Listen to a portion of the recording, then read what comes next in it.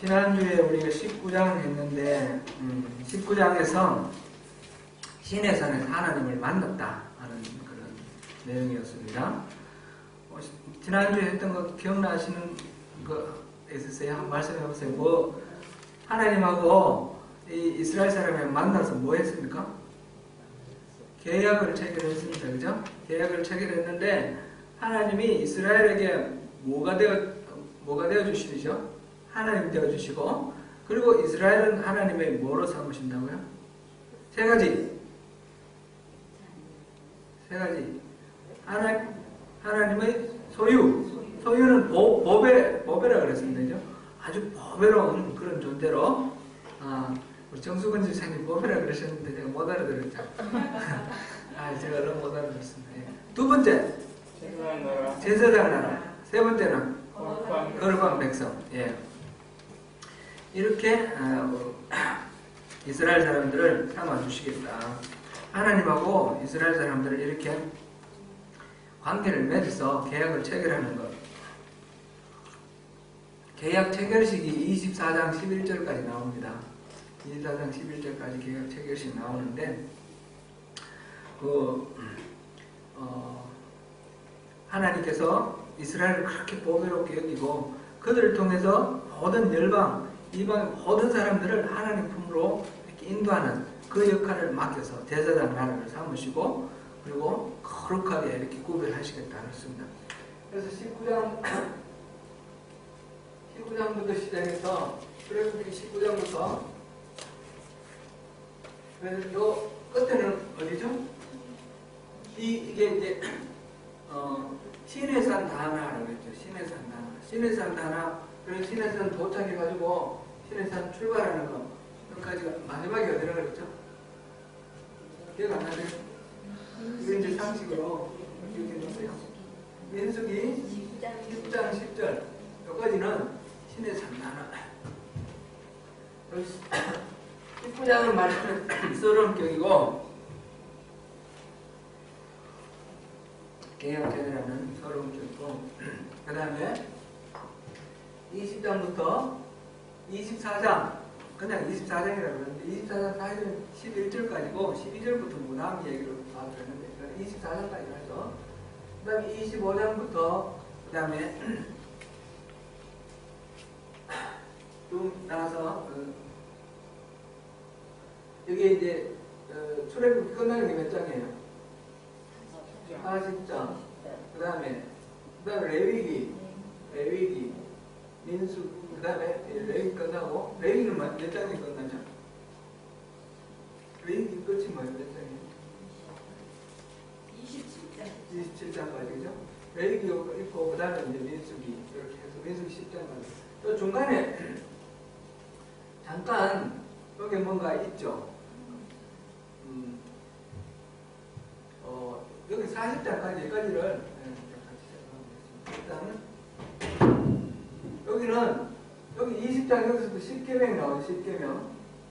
10계명이 2장 1절부터 17절까지 그죠?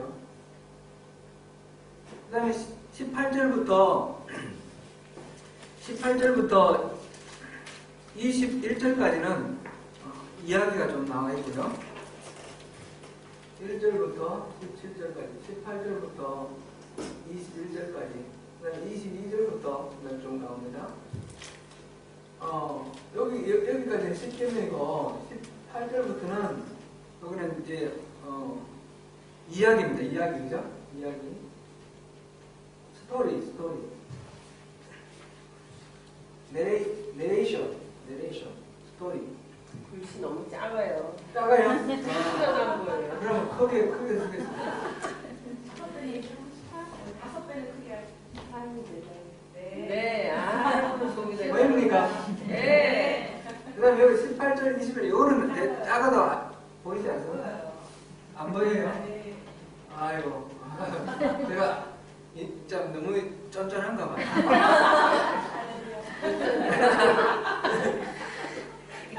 21절부터 18절부터 21절까지는 이야기, 내레이션.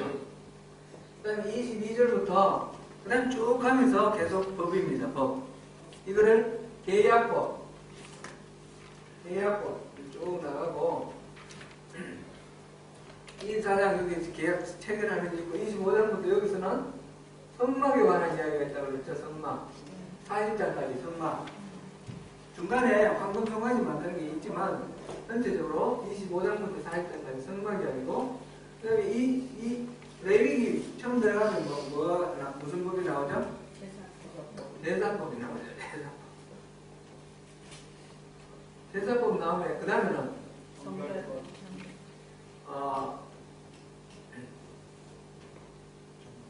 정결법 그 다음에 성결법 이거의 별명이 뭐라고 그랬어요? 깨끗법. 이걸 같이 외놓으면 이미 성결이랑 정결이랑 비슷해가지고 혼돈이 되거든요. 깨끗법. 이거는요? 거룩법. 이렇게 이해하시면 되겠습니다. 여기서부터 나오는 쭉 계약법 이렇게 나오는데 이 출애굽기 요 19장 이것도 이제 이야기거든요. 이야기. 이제 얘기 전개가 이야기 나오고 법 나오고 이야기 나오고 법 나오고 이런 식으로 이렇게 전개되어 나옵니다. 여기 중간에 이야기가 있고요. 이야기 있고 법 나오고 이야기 있고 법 나오고 이런 식으로 나옵니다.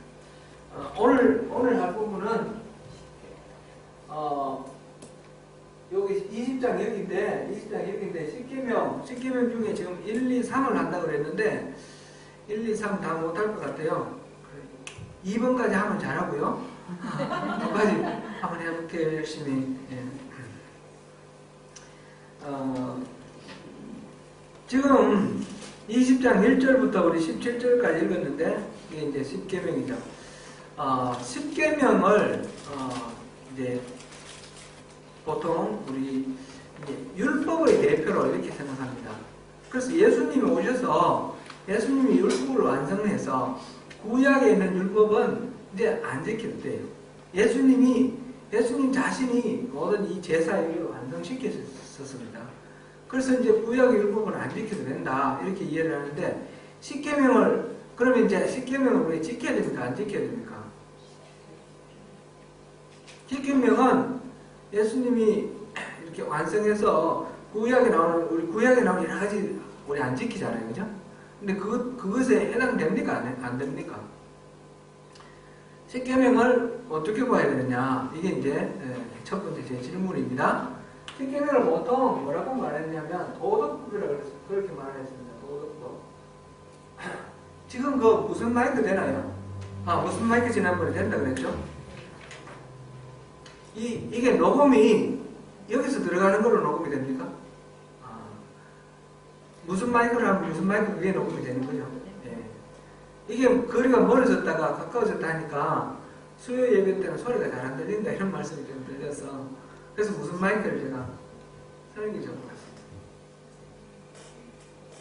이게 지난번에 그 밧대를 갈았습니다.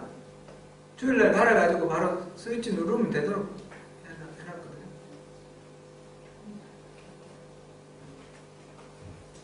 1번 올리고 1번 올리고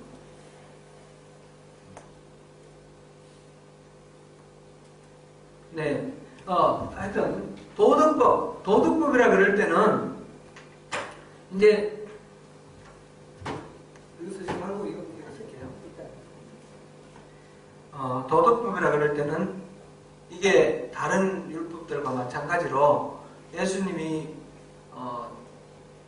십자가에 달려 죽으심으로 이게 완성이 되어서 더 이상 지키지 않아도 된다 이렇게 말할 수 있어요. 그런데 10계명을 그렇게 말할 수 있느냐 이렇게 생각해 봅니다. 먼저 10계명은 그게 이제 기독교 신학 안에서 굉장히 오랫동안 이 하나의 논쟁거리였어요. 논쟁거리였는데 최근에 들어와서 최근이라고 해도 1960년대 될 겁니다. 그때부터 이제 시작해서 이제 정립된 이론은 10계명은 이게 하나님 나라에 대한 관심이 또 생기면서 출애굽기 전체가 하나님 나라의 모델이다 이렇게 하면서 10계명은 하나님 나라의 법이다.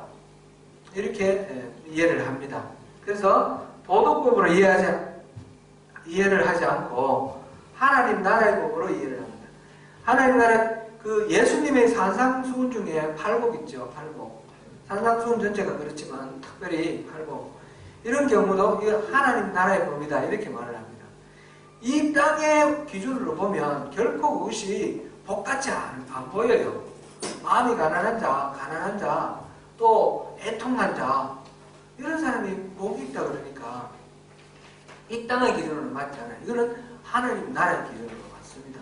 이 십계명도 그런 관점에서 보는 것이 맞다. 그래서 십계명은 이제 이게 폐지된 계명이 아니고 이거는 오늘날도 반드시 우리가 하나님의 뜻으로 받아들여야 된다. 그런 것을 먼저 우리가 생각을 해봐야 되겠습니다. 그래서 십계명은 하나님 나라다. 하나님 나라 법이다.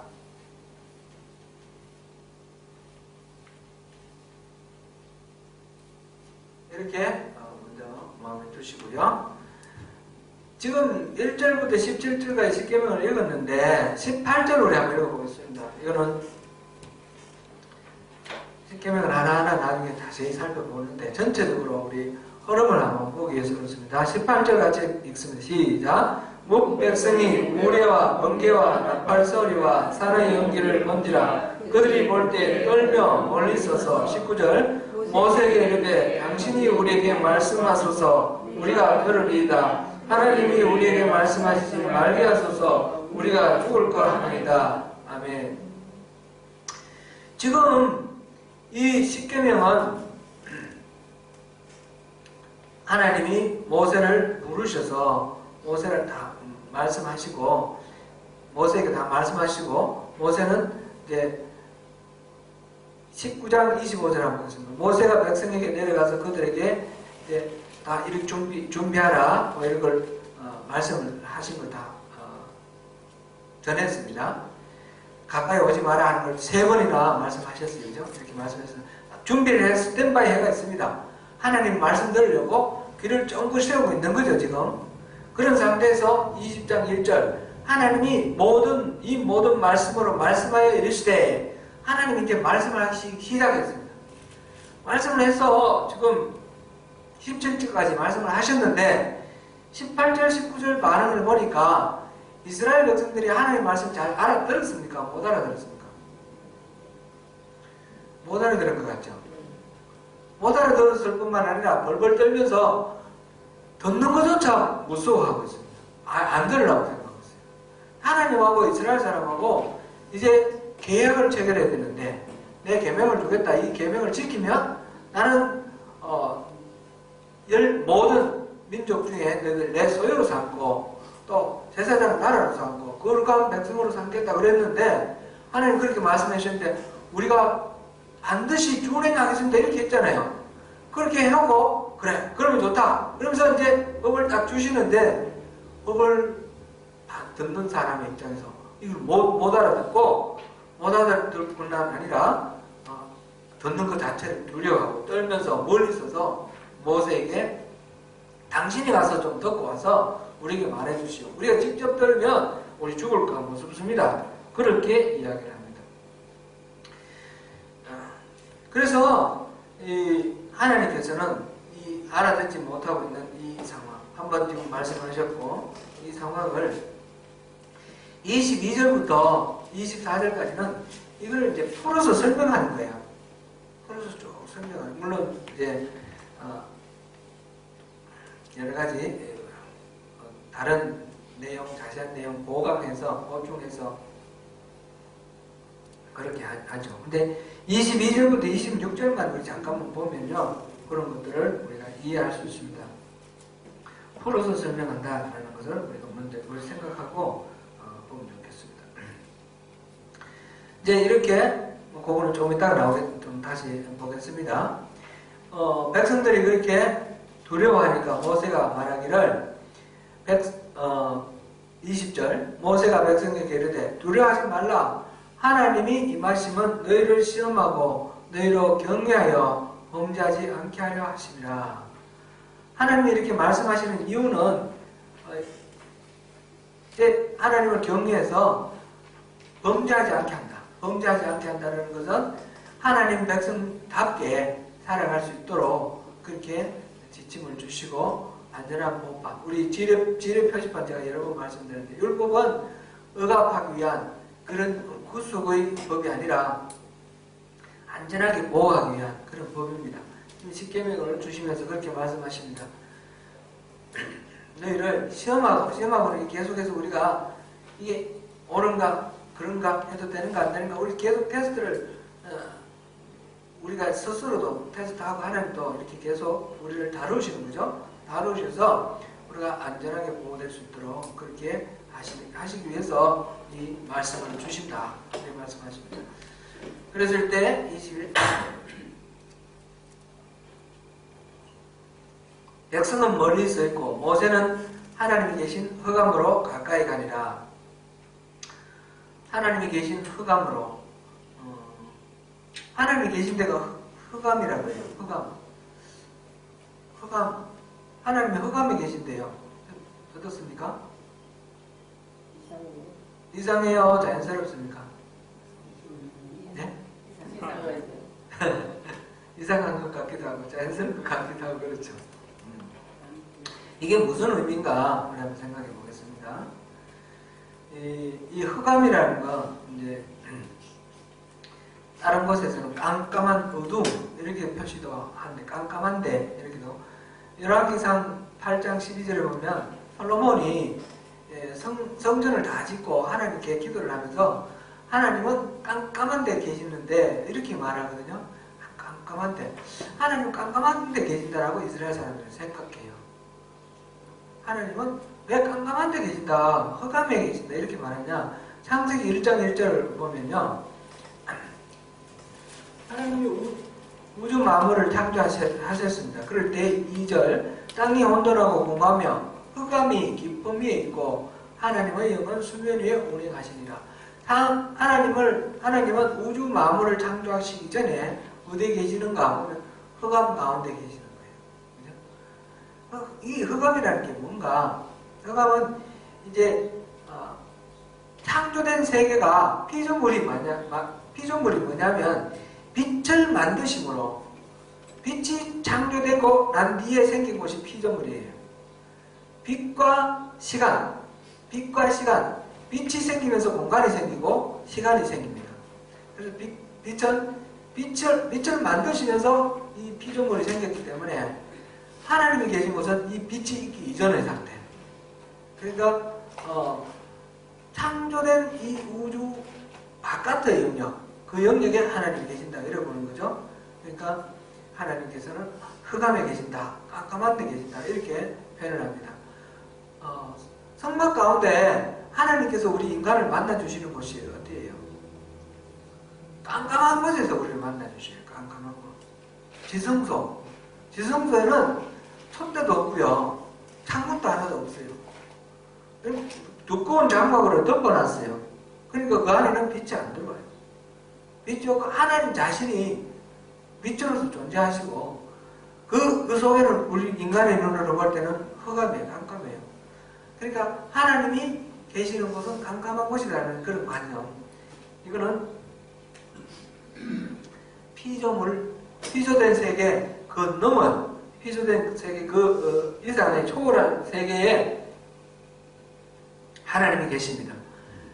그러니까 우리 창조된 세계 속에 살아가고 있는 우리가 피조물인 우리가 하나님에 대해서 우리가 어떻게 하면 알 수가 있습니까? 열심히 공부를 하고 연구를 하면 하나님을 알 수 있습니까? 이 땅에 있는 과학자들이 열심히 연구를 해도 우주의 끝을 계산해요. 우주의 끝을. 과학자들이 우주가 얼마나 큰가 지금 계속해서 팽창하고 있다고 그러고요. 어떤 속도로 크고 있다 이렇게 하는데 우주 바깥은 뭐냐 그러면 우주 바깥은 모르는 거예요. 그죠? 우주 바깥은 뭐라고 개념 자체가 없어요. 그 우주 바깥. 우리 인간의 인식 수준으로 도달할 수 없는 그곳. 그곳에 하나님 계신다. 우리 이렇게 이해를 하면 되겠죠. 하나님은 흑암에 계시기 때문에 지금 이제 모세가 그 시내산에 그 구름이 끼고 번개가 치고 또 지진이 일어나고 있는 그 가운데 하나님이 임재하셨는데 하나님 임재하신 곳으로 나아가는 모세의 앞길을 보니까 완전히 깜깜한 거예요. 그 깜깜한 가운데 하나님이 계시고 거기서 모세를 만나 주신다. 그래서 이 흑암 속에 들어간다 이 말은 하나님께서 계시는 거고 하나님에 대해서 우리가 알 수가 없고 하나님은 우리가 보여주시는 만큼 하나님이 우리에게 알려주시는 만큼 우리가 알 수 있습니다. 이걸 하나님이 계시라고 그러죠. 리블레이션. 하나님이 우리에게 계시해 주시는 만큼 알 수가 있습니다. 그 계시를 때로는 선지자를 통해서 때로는 자연 현상을 통해서 여러 가지 방법을 알려주십니다. 계시 중에 자연 현상 이런 걸 통해서 알려주시는 것을 일반 계시다 이렇게 말하고요. 일반 계시는 믿는 사람이나 믿지 않는 사람 모두에게 다 보여주시는 하나님의 존재하심, 하나님의 일하심, 하나님의 성품 여기에 대한 계시입니다. 근데 이제 하나님께서 굳이 특별히 사람을 선택을 해서 그 사람에게 하나님 마음을 내놓고 말씀하시는 경우가 있습니다. 그게 특별 계시입니다. 특별 계시로 이렇게 하나님 주신 계시들을 모아놓은 책이 바로 이 성경책입니다. 이 성경책을 통해서 우리가 하나님을 알 수가 있습니다. 이거 아니면 알 수가 없는 겁니다. 모세가 처음 이 성경책이 없을 때죠. 이때는 모세가 하나님을 만납니다. 만나서 하나님이 말씀해 주시는 만큼 하나님에 대해서 배워가지고 듣고 보고 이렇게 하나님 경험하고 온 것을 이제 내려와서 백성들에게 말해주는 겁니다. 하나님은 이렇게 구약시대에는 특별한 사람을 선택해서 말씀을 해주셨어요. 바로 모세 같은 이런 사람을 예언자, 하나님의 말씀을 대언하는 사람, 선지자 이렇게도 말하고요. 이런 선지자를 통해서 말씀해 주셨고 이제 신약시대에 들어오면 이제는 우리에게 다 말씀해 주셔요. 모두에게 누구에게나 말씀해 주시는데 특별히 그 일을 하나님께서 전해주시는 말씀을 또 그걸 듣고 또 전하는 것을 직업적으로 하는 사람이 있어요. 그 사람이 바로 목사예요. 목사는 이 특별 계시로 주어진 이 성경 말씀 그리고 기도를 통해서 하나님께서 또 특별하게 또 주시는 그 계시의 말씀 통해서 하나님이 뭘 말씀하시는지 오늘날 우리 삶 속에 어떻게 개입하시고 어떻게 일하시는지 우리가 어떻게 순종해야 되는지 그거를 끊임없이 공부도 하고 연구도 하고 또 기도로 또 받고 그래서 전하는 역할을 하는 사람이 이 목사입니다. 그러니까 이제 목사는 더 두렵고 떨림으로 이걸 이 자리에 써야 됩니다. 오늘날 이제 인터넷이 발달되고 그래가지고 목사 설교하는 그런 내용들을 여러 가지로 우리가 접할 수 있지 않습니까? 근데 제가 이렇게 들어보면요, 거짓 선지자들이 너무 많습니다. 이게 성경 말씀 이렇게 읽고 그게 뭐 얘기한다고 해서 다 하나님 말씀 아니에요. 거짓 교사들이 너무 많으니까 저는 여러분들한테 성경 말씀, 설교 말씀 많이 듣는 거 좋은데 함부로 듣지 않으셨으면 합니다. 어떤 여러분들한테 은혜가 된다 그러면 누구 소개에 받고 그런 게 있으면 영적 지도자에게 물어보십시오. 물어보셔서 이 사람이 이 설교 들어도 되겠습니까? 그래 들어보고 같이 들어보고 또 알아볼 때 알아보고 그러면서 안전한 설교를 들어야 되는데 무차별적이잖아요. 이 구분이 안 되잖아요. 그죠? 온갖 이단들의 그 이야기도 그대로 행동 그대로 다이렉트로 들어오거든요. 근데 듣다 보면 이게 이제 100% 중에 90%가 진짜고 10%가 거짓말이라도 이 거짓말이 영향을 미치면 망할 수가 있어요. 점점 이렇게 미혹되거든요. 신천지 같은 데 왜 사람들이 저렇게 몰릴까 생각해보세요. 이상하지 않습니까? 들어보면 뻔한 거짓말인데 그게 미혹하는 영이 있거든요. 미혹하는 영이 있기 때문에 그런 거는 우리가 꺼내야 됩니다. 그래서 하나님 말씀을 우리가 잘 분별해서 들어야 되고 이제 참고로 제가 말씀드리면 이제 제가 이제 잘 설교를 참고할 때 많이 듣는 분이 있어요. 선한목자교회 유기성 목사님 그분 설교 제가 많이 은혜되니까 좀 들으시고요. 우리 전에 이제 목사 없을 때 여러분들이 계속해서 이찬수 목사님 설교로 이렇게 예배했는데 우리 이찬수 목사님 설교도 참 바른 설교고 복음적인 설교 같아요. 유익이 많이 되는 것 같습니다. 그리고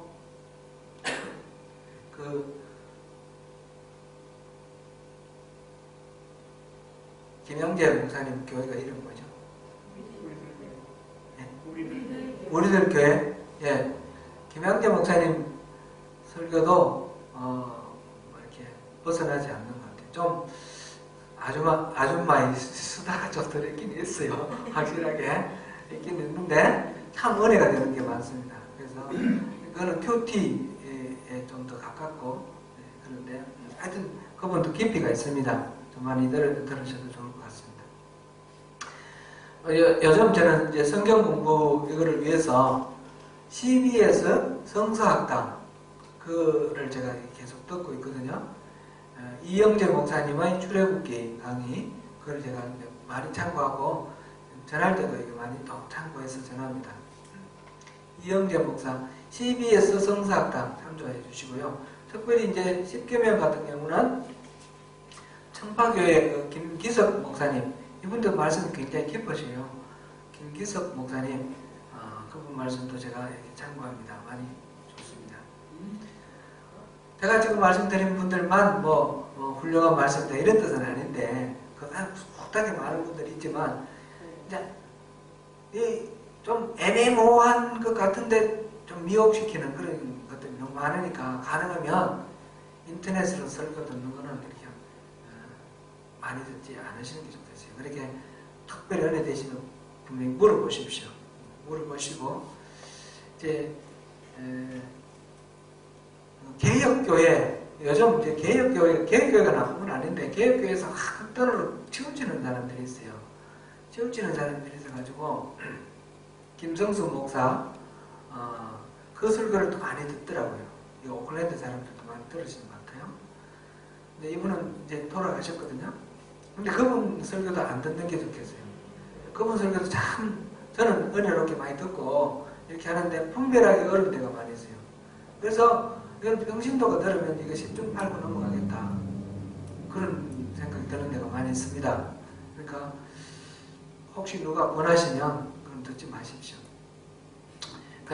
김성수 목사 또 이어서 이렇게 제자들이 좀 이렇게 또 나오는 것 같아요.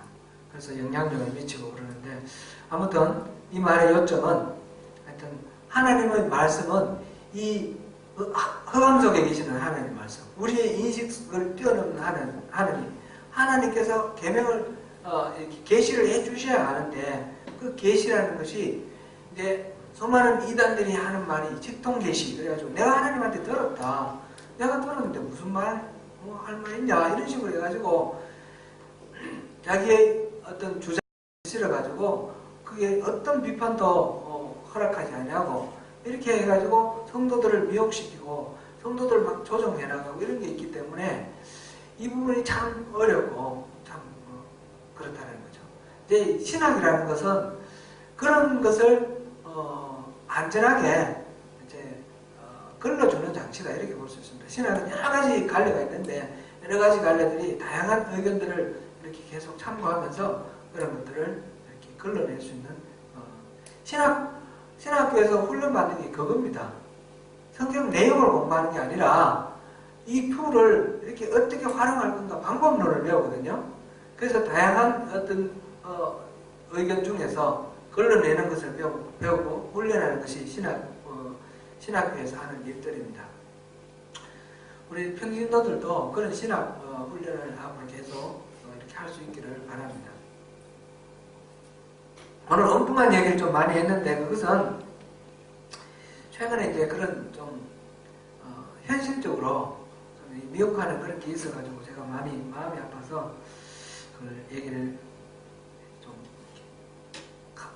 간절한 마음으로 이렇게 말씀을 드렸습니다. 그렇게 하나님이 말씀해 주십니다. 이 1장, 20장 1절, 20장 1절 하나님이 이 모든 말씀으로 말씀하여 이르시되 그러니까 결국은 하나님은 일하시면 이 말씀을 일하시는 거예요. 그죠? 말씀이 전부라고 해도 부족함이 없어요. 그래서 이 십계명은 하나님 나라의 법이고, 이 십계명은 또 다르게 표현하면 지금 우리가 폐기해야 될 율법이 아니라 복음이다, 이렇게 이해를 해야 됩니다. 십계명은 율법이 아니라 복음이다, 그렇게 이해를 하십시오. 왜 그런가 하면 2절에 나는 너를 애굽 땅 종되었던 집에서 인도하여 낸 내 하나님 여호와니라, 이 십계명을 주신 분이 바로 이분이에요. 이 맥락 속에서 십계명이 나왔습니다. 십계명이 그냥 뚝 떨어져서 이거 잘 지키면 하나님 나라의 백성 된다, 이게 아니고 내가 애굽에서 종노릇 한 너희들 건져내서 해방시켜서 내 백성 삼았다. 그러니까 너희들 내 백성으로서 이렇게 살아라.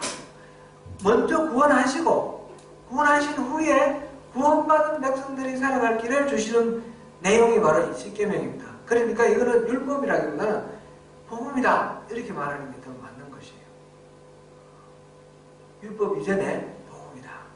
하나님께서 우리를 사랑하셔서 이 죄와 악의 노예가 되어서, 그렇게 애굽 땅에 노예되었던 이스라엘처럼 죄와 악의 노예가 되어 있는 그런 우리, 삶의 모든 고통 가운데, 질곡 가운데 허덕이고 있는 우리를 끄집어내서, 건져 올려서 하나님 나라에 심으시고 하나님 나라의 백성으로 삼으시고 그 다음에 이렇게 살아라고 주시는 겁니다. 그것이 바로 이 십계명입니다. 그래서 하나님 자신이 누군가? 바로 해방자다. 이 계명을 주시는 하나님은 바로 해방자다라는 것이 이 계명을 이해하는 데 우리 첫 번째 우리가 이해해야 될 기본 조건입니다. 애굽 땅 종되었던 집에서 우리가 끌어냈습니다. 하나님은 자기 자신의 이름을 하나님 여호와니라, 내 하나님 여호와니라, 이렇게 말했습니다. 이 하나님 여호와다, 이 이름에 대해서 우리 다시 한번 돌아볼까요? 출애굽기 4장에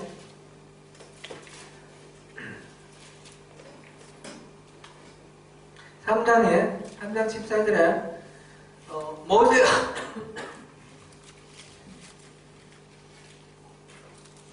하나님이 모세한테 나타날 때 어떤 모습으로 나타났어요?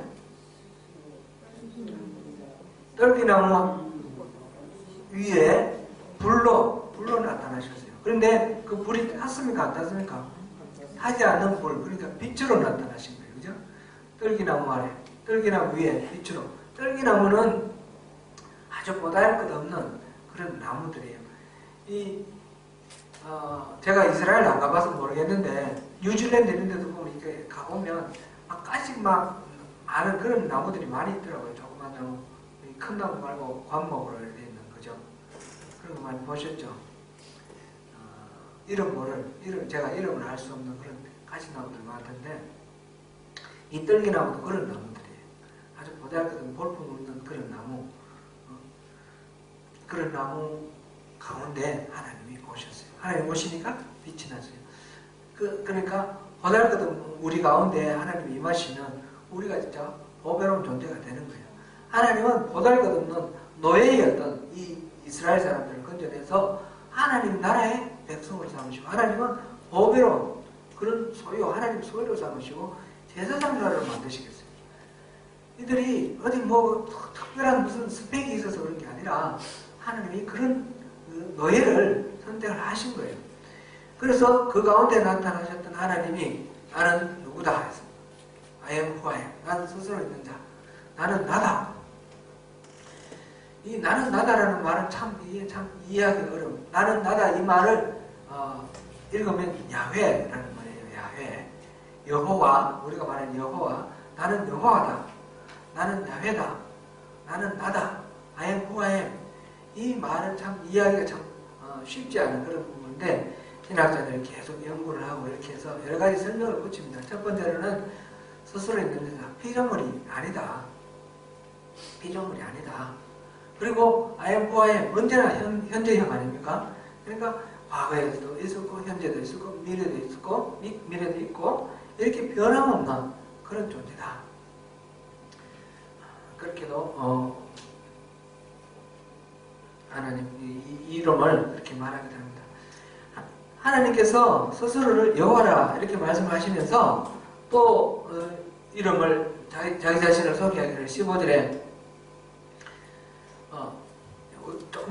제가 하나 빠졌습니다. 나는 나다. 이 말씀은 하나님에 대해서 우리가 충분히 이해할 수는 없습니다. 그죠? 언제나 불변하시다. 하나님은 피조물이 아니다. 그래서 하나님 어떤 분인지 우리가 얼른 머리에 안 떠오르지 않습니까? 그죠? 하나님 누구십니까? 하나님 이름 뭡니까? 나는 나야. 그렇게 말씀하신 거예요. 그러니까 우리가 충분히 하나님을 알 수 있는 그런 존재가 아니라는 거죠. 우리 인식 수준을 넘어서고 인간의 말로는 하나님에 대해서 충분히 설명하여 담을 수 없는 그런 분이 하나님이시다라는 걸 우리가 염두에 두면서 그런 하나님, 초월적인 하나님입니다. 초월적인 하나님인데 그 다음에 14절에 하나님 모세에게 이르실 때 또 부연 설명을 하시는 거죠. 나는 15절에 하나님이 또 모세에게 이르실 때 너는 이스라엘 자손에게 이같이 이르기를 너희 조상의 하나님 여호와 곧 아브라함의 하나님, 이삭의 하나님, 야곱의 하나님께서 나를 너희에게 보내셨다라. 아브라함의 하나님, 이삭의 하나님, 야곱의 하나님. 이게 무슨 말입니까?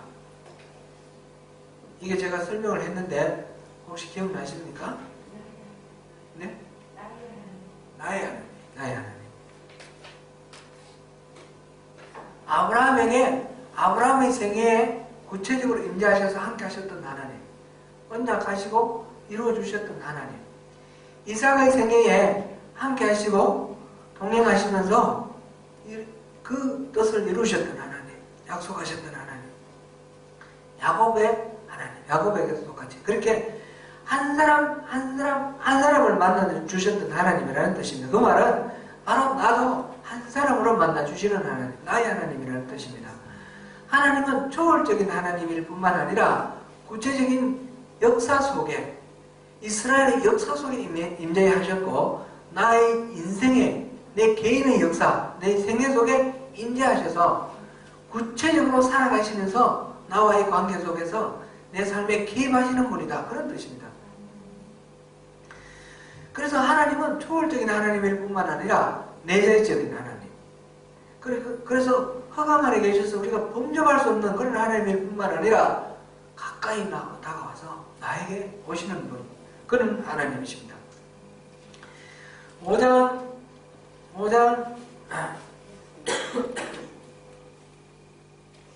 3절 읽어보겠습니다.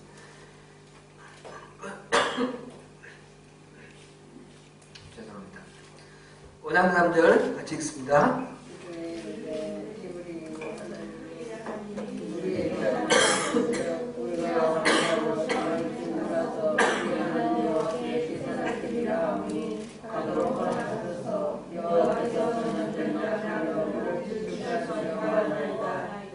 아멘. 지금 누구의 하나님이라고 그랬어요? 히브리인의 하나님. 히브리인의 하나님. 이 히브리인이라는 것은 이제 우리가 볼 때 이스라엘 사람, 민족, 이렇게 민족의 개념으로 생각되는데 이때 당시에 히브리라는 말은 민족의 개념이 있는 말이 아닙니다. 히브리라는 말은 떠돌이 노동자, 그런 뜻입니다. 민족이 아니라 떠돌이 노동자, 거처도 없고 이렇게 가난하고 소외받은 떠돌이 노동자. 그러니까 하나님이 누구냐면 떠돌이 노동자의 하나님. 세상에서 소외당하고 이렇게 불쌍한 사람, 누군가의 도움이 필요하고 누군가 고용해주고 또 먹을 것도 해주는 그런 사람이 필요한 사람, 결핍되어 있는 사람입니다. 나그네입니다. 나그네. 그런 사람의 하나님이라고 이렇게.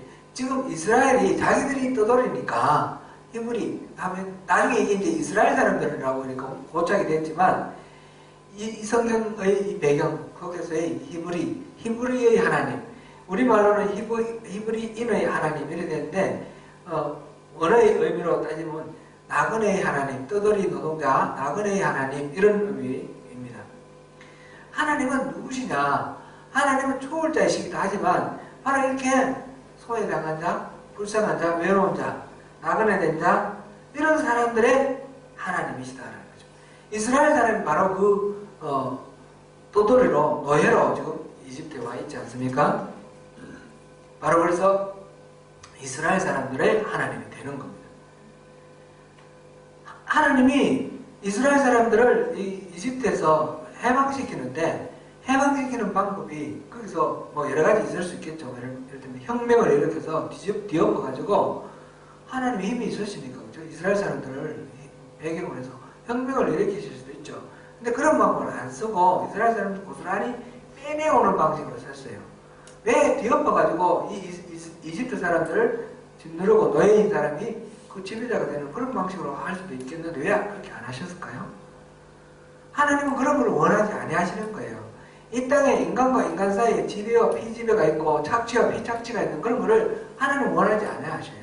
성경에 나오는 하나님 나라는 그런 게 없는 나라예요. 모두가 동등한 나라, 평등한 나라.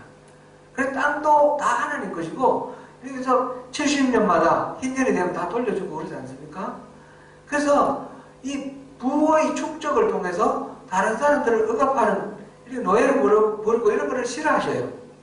하나님은 그거 원하지 아니하셔요. 원래 하나님의 마음은 계급이 있는 사회를 기뻐하지 아니하십니다. 그래서 하나님은 그 모델로 이스라엘을 그 노예의 상태에서 빼내서 노예제도, 지배와 피지배 이런 관계, 그때 고대 노예 사회인데 그런 관계 자체를 부정하는 사회. 하나님 앞에서 그 광야에서 호렙산에서 새롭게 이스라엘이라는 나라를 만들어가는 거예요. 하나님 나라를 만들어 가시면서 교육시키고 훈련시키고 그래서 이렇게 살아라 말씀하시는데 그 지침이 바로 하나님을 섬기는 그 가운데서 이웃과의 관계 속에서 이런 관계 히브리 사람의 하나님으로서 히브리인들을 대하는 그런 방법으로 그렇게 하나님 나라를 만들어 갑니다. 그거를 이렇게 한번 보면요. 예를 들면 저 뒤에 다시 또 나오겠지만 우리 다시 20장으로 가세요. 출애굽기 20장.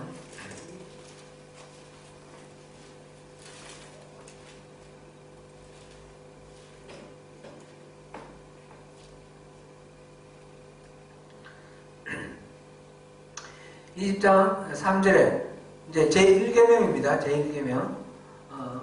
너는 나 외에는 다른 신들을 내게 두지 말라. 이렇게 말했습니다. 참고로 이제 여기서 잠깐만 말씀드리면 이 10계명 17절까지 이렇게 나누는 게 유대교가 나누는 방법이 다르고 또 카톨릭이 나누는 거하고 좀 달라요. 참고로 그렇게 이해하시고요. 우리가 믿는 바대로 이렇게 분류하는 것은 개신교의 방법이에요. 우리 성경 끝에 찬송가 끝이나 이런 데 보면 10계명 나오는데 보면 제1은 너는 나 외에는 다른 신들을 내게 두지 말라 이런 식으로 해놨어요. 그죠? 제2는 제3은 이러는데 이 성경 본문에는 그렇게 돼 있지 않아요. 너를 위하여 이렇게 돼 있으니까 이게 제1인지 제2인지 이거는 또 이렇게 다르게 분류를 하기도 한다는 것을 참고로 하시고 첫 번째 계명입니다. 너는 나 외에 다른 신들을 내게 두지 말라. 다른 신들을 두지 말라라는 말이 무슨 말일까요? 다른 신들을 두지 말라. 뭐 여러 가지 잡신들이 많이 있으니까 다른 신들을 내 앞에 이렇게 내세우지 마라. 나를 섬길 때 다른 신들을 내세우지 말라. 이렇게 우리 이해하는 것이 보통이죠. 그렇게 이해하면 큰 무리 없습니다. 그런데 여기에 좀 더 깊이 우리가 한 번 더 너무 그렇게 단순하게 예를 들면 뭐 불교 불상을 섬기지 말라든지 아니면 뭐 우리 조상들이 섬기던 여러 가지 샤머니즘 신들 우리 어머니는 보니까 신들 굉장히 많이 섬겼어요. 우리 어머니 나중에는 이제 예수 믿고 가셨어요. 예수 믿고 가셨는데 그 전에 제가 어릴 때는 우리 어머니 예수 안 믿으시니까 보면 뭐 섬기는 신이 많아요. 방에는 방에 사는 신이 있고요. 부엌에 가면 부엌에 조왕신이라고 부엌에 있는 신이 있고 우물에는 우물신이 있어요. 칩간에는 칩간신이 있어요. 이렇게 다양한 신들을 막 이렇게 신들을 땅에는 땅 지신이 있고 하늘신이 있고 이 나무에 보면 무슨 동제 지낼 때 동네에서 제사 지내는 무슨 나무신도 있고 돌신도 있고 그런 신들을 섬기지 말라. 그것도 맞는 말이에요. 단순히 거기에만 그칠 것이 아니라 그 이상으로 우리가 또 생각해 볼 것이 있다는 것입니다. 너는 나 외에 다른 신들을 내게 두지 말라. 하지 말라. 네거티브한 방식으로 이 명령을 주셨는데 이를 긍정적인 방식으로 포지티브한 방식으로 그렇게 진술을 하면 이게 무슨 말이 되나요? 네? 이게 신명기 6장 5절입니다. 신명기 한번 찾아보시겠습니다.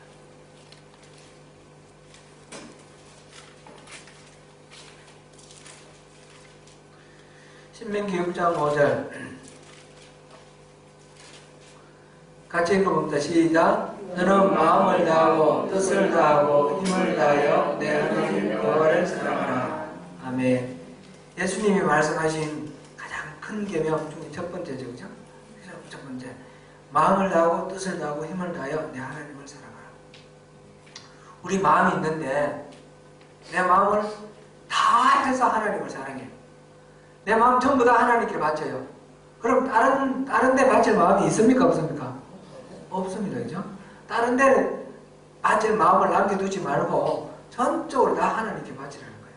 우리 모든 열정, 우리 모든 이 정신, 이거를 다 하나님께로 집중시키라. 그 다음 두 번째는 뜻을 다해요. 뜻이라는 거예요. 우리 의지, 그죠? 우리 생각, 의지. 우리 뜻을, 우리의 의지는 다른 것에 두지 말고 하나님께 다 바쳐라.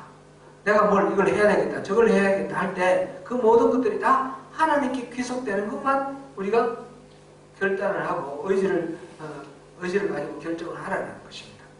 그러면 하나님 외에 다른데 우리가 뜻을 둘 그런 뜻이 남아있지 않습니다. 그죠? 우리 전부 다, 우리 뜻 전체 다를 하나님께 두라는 거죠. 우리의 힘을 다하여. 이 힘은 능력이에요. 우리가 가지고 있는 모든 능력, 체력부터 시작해서 지력, 뭐 이런 이해력, 판단력, 이런 모든 능력 다 해서 하나님께 다 드리라는 거예요. 다 드리면 그러면 다른 데 남겨놓은 그런 힘을 두지 말라는 거예요. 전적으로 하나님께. 또 누가 보면 목숨을 다하여까지 포함되어 있죠. 목숨을 다하여. 우리 생명까지도 내 생명 내 것 따로 남겨놓지 말고 다 하나님으로 다 바치라는 거죠. 그래서 내 인생 전체 다 하나님 것이다. 그렇게 철저하게 하나님께 바쳐지는 그런 인생 될 때, 그럴 때에 우리가 진짜 하나님의 백성이 되는 겁니다. 진짜 하나님의 소유가 되고 하나님 나라, 제사장 나라 거룩한 백성이 되는 것입니다. 다른 데 마음을 두고 있고 다른 잡신뿐만 아니라 우리가 가지고 있는 어떤 가치관, 세상적인 가치관 이런 것들도 다 포함되는 겁니다. 전적으로 다 하나님께 다 바칠 때에 우리 하나님과 우리의 이 관계가 온전하게 세워진다는 거죠. 제가 아까 말씀드렸던 그 김기석 목사님 CBS 성사학당 10개명 뭐 제가 듣다 하니까 참 우리에게 도움이 될 만한 말씀이 있어서 제가 인용을 해서 여러분들께 이렇게 전합니다. 먼저 제가 질문을 하겠습니다. 그 내용은 그 동영상 보시면 그대로 나옵니다.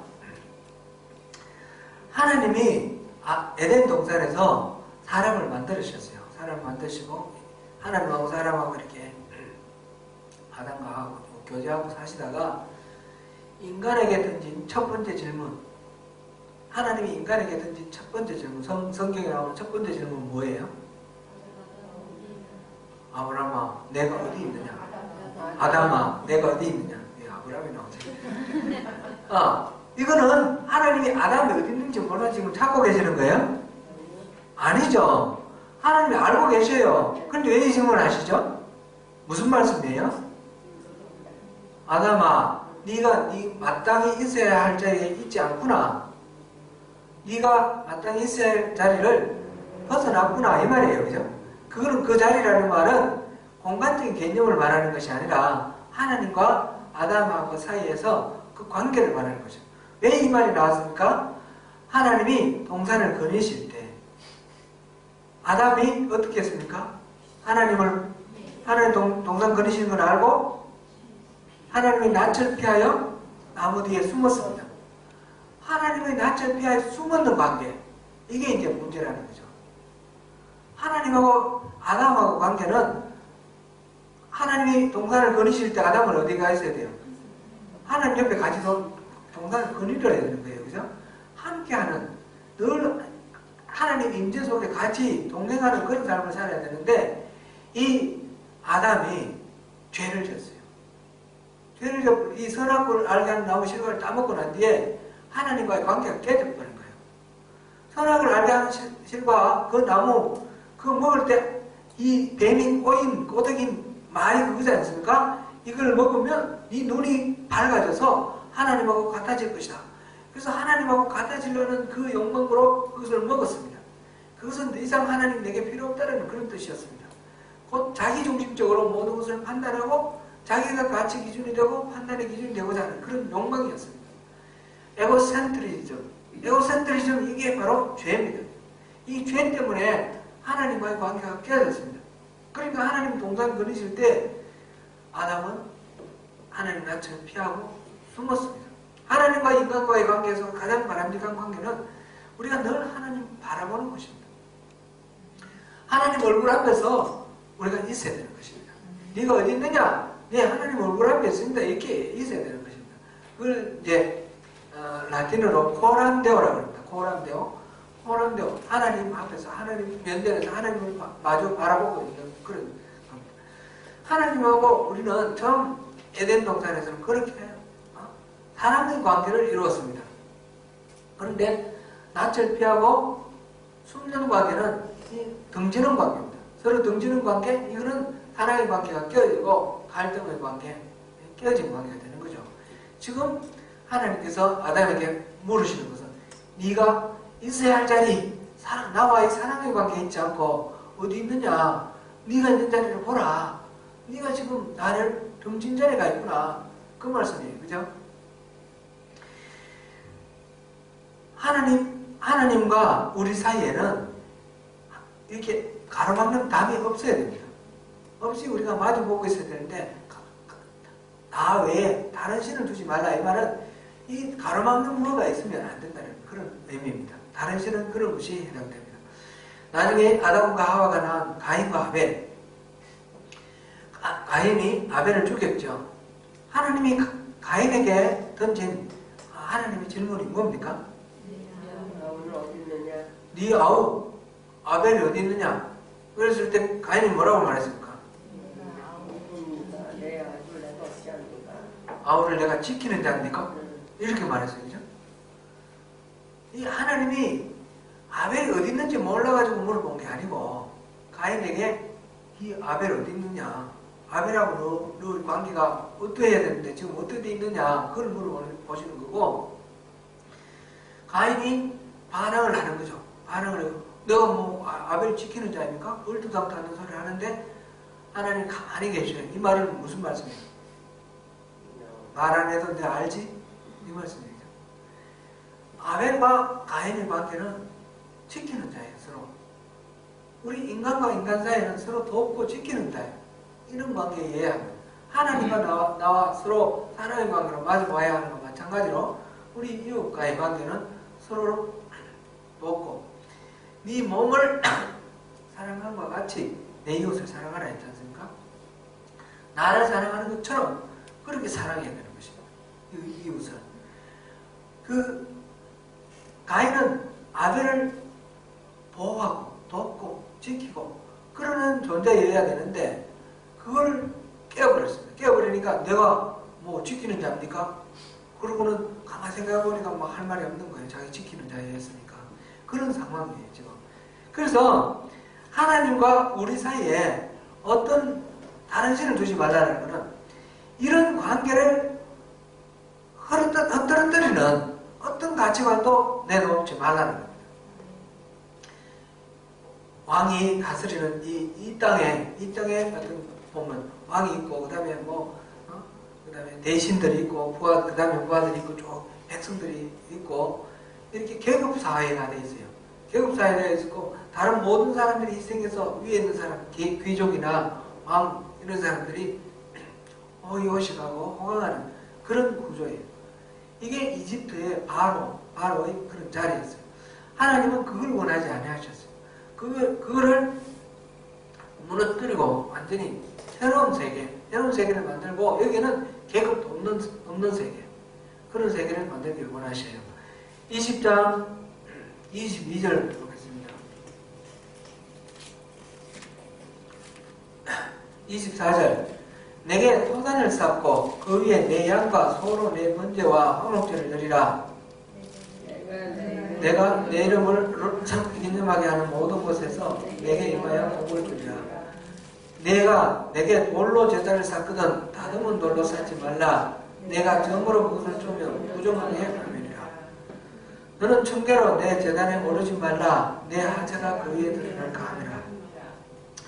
여기서 토단을 쌓으라 그랬습니다. 토단을. 이 제단을 쌓을 때 돌로 쌓으면 나중에 이제 솔로몬이 성전을 지을 때 어떻게 했습니까? 그 성전 지을 때 석재를 떠오지 않습니까? 석재를 떠오기 위해서 석공 3만 명을 이렇게 보냅니다. 그죠? 요즘은 그래도 이 돌을 떠오는 게 기계가 발달되고 쉬운데, 옛날 같은 그 돌을 망치와 끌로 이걸 쪼개서 꺼내가지고 그 무거운 돌을 끌고 이렇게 오는 게 보통 일이 아닌데, 그죠? 그걸 누가 하죠? 노예들이 하게 되죠, 노예들이. 집에다 가는 사람, 포로들이나. 그래서 뭔가 큰 거사를 하려고 그러면 이런 노동자들이 필요한 거예요, 노예들이.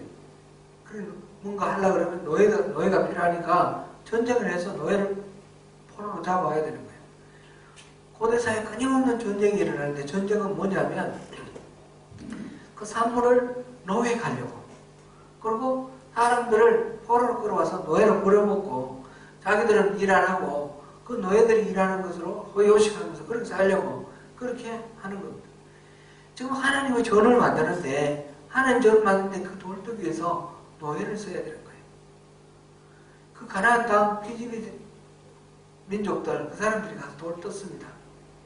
이스라엘 사람들은 거기가 이제 감독관으로 가고, 그렇게 해서 그 관계가 성립되는 거예요. 레바논의 백향목, 그걸 자르기 위해서는 어떻게 해야 되나요? 그것도 노예가 가서 일을 해야 되는 겁니다. 수많은 사람들이 가서 그걸 나무를 베어서 또 운송을 하고 끌고 오는, 그 솔로몬의 성전까지 끌고 오죠. 하나님 그런 걸 원하지 아니하셨다는 겁니다. 솔로몬이 성전 지을 때 미리 다 다듬었어요. 석재 만드는 그곳에서 다듬고, 목재도 다듬고, 그래서 이 시온산에 성전 세우는 그곳에서는 망치 소리가 들리지 않았다고 했어요. 결합만 했어요. 망치 소리가 들리지 않고 그냥 이렇게 쌓았습니다. 하나님이 싫어하시는 걸 아니까, 말하자면 속임수 쓴 거예요. 하나님 앞에서 이 돌 다듬는 소리 안 났다 뿐이지 딴 데서 다듬었잖아요. 그죠? 하나님 그 성전 기뻐하시겠어요? 성전 기뻐하지 아니하셔요. 지금 토단을 쌓으라는 말은 그런 식으로 노예의 노동력이 필요한 단을 쌓지 말라는 겁니다. 흙으로 쌓아라. 근데 흙이 부족하고 돌멩이로 쌓아야 될 것 같으면 돌은 정으로 다듬은 돌 쓰지 말라. 25절 다듬은 돌로 쌓지 말라. 내가 정으로 그것을 쪼면 부정하게 되라. 정으로 쫓는다는 건 이미 그런 노동력이 필요하게 된다는 거예요. 그런 노동력이 필요하지 않은 그런 상황. 우리 피라미드라든지 또는 만리장성이라든지 이런 거 보면 참 어마어마한 그런 건축물이 지금 나와 있어. 와 해가지고 그 관광객들이 많이 몰려가지고 관광 수입으로 또 후손들이 또 먹고 사는 그런 부분이 있는데, 우리 조상들은 그런 건축물 하나 못 만들었을까? 불평하고 그런 단식하는 사람도 있는데, 그런 건축물들이 생기기 위해서 얼마나 많은 노예들이 동원되었고 전쟁 포로들이 동원되었겠습니까? 얼마나 많은 사람들이 거기에 이름 없는 사람들이 죽임을 당했겠습니까? 말로 이루 다 할 수 없는 그런 수많은 인간의 희생이 들어있는 겁니다. 그렇게 자랑하고 그럴 것 아닙니다. 우리나라 건축물들은 아담하고 백성들이 그 백성들이 가서 노역하고 돌아가고 이런 과정에서 많은 아픔이 있긴 있었지만 상대적으로 봤을 때 얼마나 참 다행이죠. 우리 조상들은 그러지 않아서 다행이다 이런 생각이 듭니다. 이 하나님의 이 원리가 그렇습니다. 하나님의 원리는 그런 식으로 지배계급이 있고 피지계급이 있고 그런 것이 아니라 이제 이 세상의 신들은 그런 것들을 조장을 합니다. 복 받으면 네가 일 안 해도 된다. 편안한 높은 자리에 올라가서 편안한 삶을 살 수 있다. 그런 식의 어떤 가치관념을 계속해서 주입시킵니다. 복 받는다는 게 뭡니까? 신들을 잘 섬겨가지고 복 받는 게 뭡니까? 그런 거 아닙니까? 줄 서야 되고 먼저 갖고 돈 많고 여기서 내가 고생 안 하고 다른 사람들 고생한 거, 다른 사람 피 떠물린 거 내가 누리겠다 그런 거 아닙니까? 이런 모든 신들을 다른 신이라고 표현했습니다. 다른 신. 내 앞에 다른 신을 두지 말라. 이거는 여러 가지 모든 잡신들도 있지만 하나님의 나라의 이 원리를 가로막는 모든 다른 거짓된 가치관들 그런 것들을 주입시키는 모든 신들 그런 신들을 다 내 앞에서 물리치라. 그런 말씀입니다. 나 외에는 다른 신들을 내게 주십시오. 하나님이 지금 말씀해 주시는 이 원리만 하나님 나라에 적용하라는 것입니다. 하나님 나라의 백성은 하나님이 지금 주시는 이 지침만 그대로 하라는 것입니다.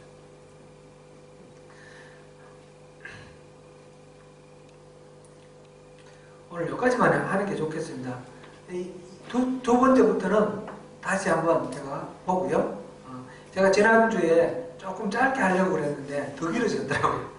더 길어져서 우리 성도님들을 내가 너무 생각 안 하면 이것도 내가 안 되겠다. 그래서 오늘 제가 반성하고 여기까지 하겠습니다.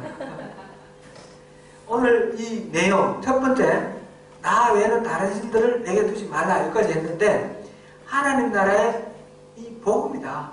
십계명은 복음이다. 우리에게 짐으로 주신 것이 아니라 우리를 해방시키시고 우리에게 자유를 주시고 종되었던 이집트에서 종되었던 이스라엘 사람들을 해방시키고 주신 계명, 하나님 나라의 그 백성들에게 주신 그 계명이었고 바로 오늘날 우리에게도 마찬가지로 이 죄와 악의 억압에서 벗어나서 해방된 우리 하나님의 사람 우리들이 어떻게 살아야 될 것인지 하나님 나라의 백성으로 살아가는 하나님 나라의 헌법입니다. 하나님 나라의 헌법. 그런 관점에서 이걸 보시고 이 말씀 우리가 새길 때에 우리가 하나님이 주시는 예리하신 그 복을 우리가 누리게 될 것입니다. 다른 신들을 두지 마십시오. 하나님이 가르쳐 주시는 그것만 하나님의 원리, 하나님의 교훈 그것만 우리 마음속에 새기고 하나님이 인도하시는 대로만 가고 하나님은 모든 인간들을 다 존귀하게 여기셨습니다. 하나님은 가인이 아벨에게 이 동생을 보호하는 자다 이렇게 무언으로 말씀하신 것처럼 우리가 우리 이웃 그 이웃 속에는 내가 불편해하고 내가 진짜 미워하고 싫어하는 그런 사람까지 다 포함합니다. 예수님께서 나를 위해서 죽으셨을 뿐만 아니라 바로 그 당사자를 위해서도 죽으셨습니다. 예수님은 그걸 우리에게 알기를 원하십니다. 그 이웃을 우리가 돌보고 사랑해야 할 책임이 우리에게 있는 것이며 그것이 하나님 나라의 백성의 삶의 원리입니다. 오직 하나님만 섬기는 것은 바로 이 원리까지 그 하나님의 마음까지 우리가 다 알아서 하나님 뜻을 우리 삶 속에서 실현하는 것 그것이 우리의 삶의